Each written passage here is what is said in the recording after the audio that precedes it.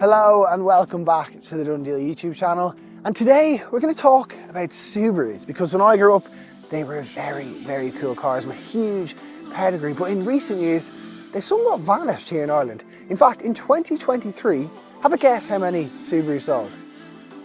41 cars. They have 4 different cars currently on sale in our gorgeous country of Ireland, and this is their latest. It is the Solterra, and today we're going to be checking it out.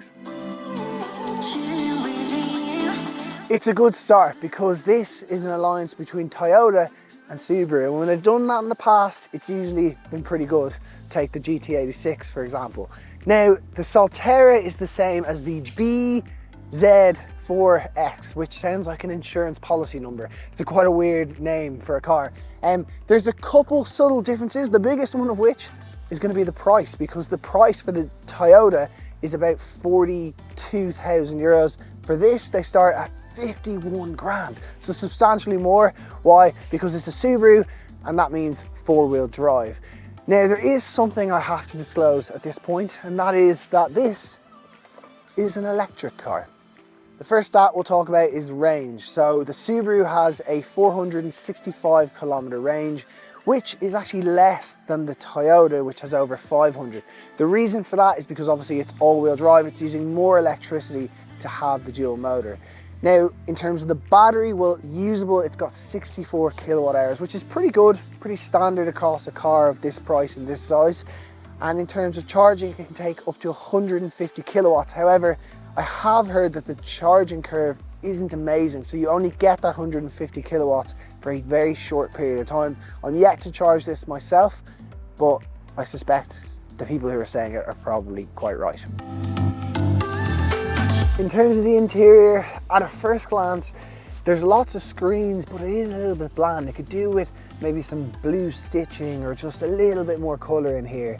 Another thing I've noticed is that, and maybe I'm just imagining this, but the dash seems to point to the passenger side. Maybe that's a safety thing, but I would kind of prefer if it faced me a little bit more.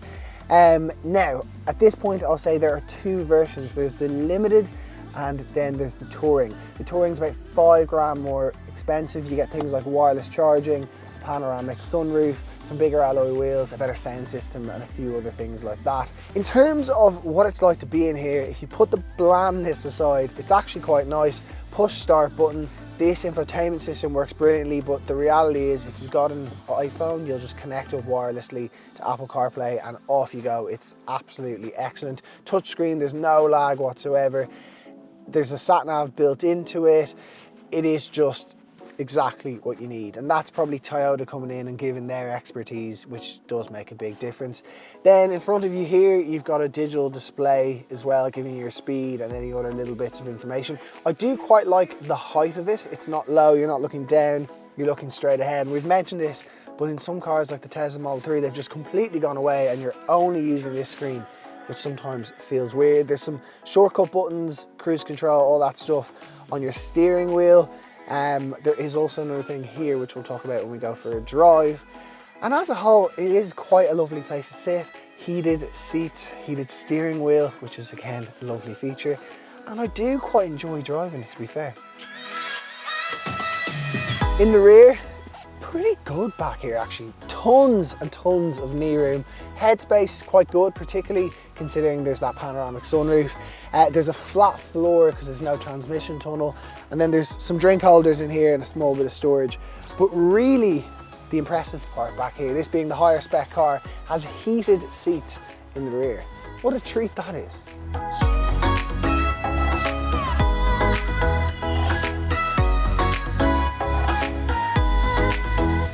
So to drive the Subaru, well, as you can imagine, it's very different to any other Subaru I've ever driven. However, the one common theme is that 4-wheel drive.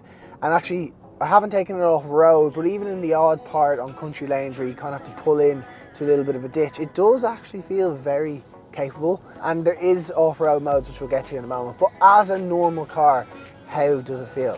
Actually pretty good. It's got a really good turning circle. Visibility's pretty great too. These big mirrors make a big difference, and there's this big open front. Kind of reminds me of something like you would have seen in a Honda Civic all those years ago. Now, in terms of power, there's 200 114 horsepower, and it's pretty quick. When you put your foot down, you can hear stuff flying in the boot. It's definitely not going to blow your socks off like some other EVs do, but it is pretty powerful. Now there is different driving modes. There's everything from power mode to eco mode. I tend to drive it in eco mode and it's absolutely perfect.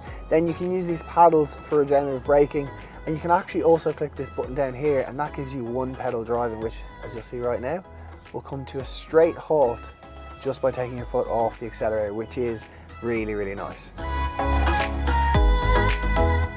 In terms of the driving position, the seats are really comfortable. One thing that I'm not so sure about is they've opted for kind of similar to a Peugeot style with the dash up there, meaning I've had to play around with the steering wheel, and the only way that I can get a clear visibility on my speedometer up there is if I have the steering wheel quite low, which is kind of weird. But the thing that annoys me the most about driving this car is this driver recognition system. Basically, I know you shouldn't, but I like to drive with my hand on the top of the steering wheel, particularly when you get on a long drive, a motorway drive. You just kind of want to relax. And I know it's not the right way to drive, but we all do it. And when you do, you block that system, and then it starts alerting you that it can't see you. And this is something that we've seen in the Aura Funky Cat. We've seen it in lots of cars. I think a lot of the Korean cars are doing it too. And it's going to be in more and more cars as the years progress, but it is something that's a little bit frustrating. Now, there is off-road modes, and if you press this X mode button down here, it actually comes up saying it's not available. You have to turn off regenerative braking, which I suppose makes sense. And then you can't be on top of a certain speed to do this either, and I have cars behind me, so we're gonna have to cut to when the cars are passed. Okay, so they're gone, and I am now at 14 kilometers per hour, and I can turn on X mode. And actually off-road, it's pretty good. It's got great ground clearance, and I've told that the grip is incredible. I'd love to take it on an off-roading kind of expedition. It's probably unnecessary, that's the truth, but it is cool to have it.